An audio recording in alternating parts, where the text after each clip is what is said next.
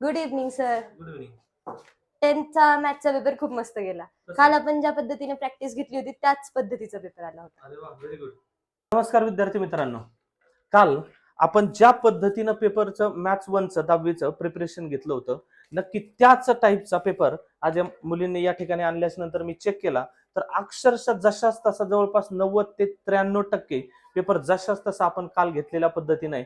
नक्कीच मी आज तुम्हाला किती मार्क मिळतात याचे आता सोल्युशन काढलेत आणि सोल्युशन काढल्याच्या नंतर तुम्हाला किती मार्क भेटतायत ते नक्कीच तुम्ही आता त्याच्यामध्ये चेक करा.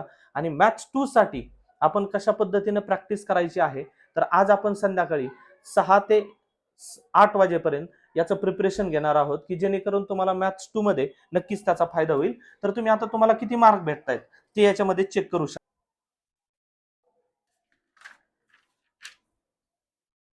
तर बघा MCQ A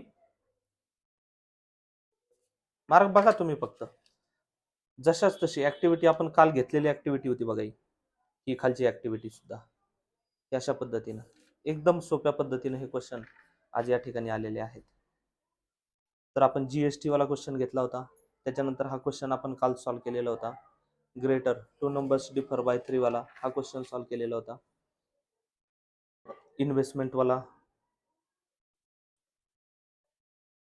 तुम्ही तुमचे किती मार्क मिळतायत हे याच्यामध्ये चेक करू शकता.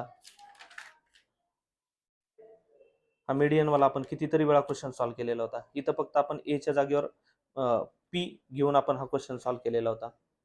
आणि हा शेवटचा क्वेश्चन. धन्यवाद.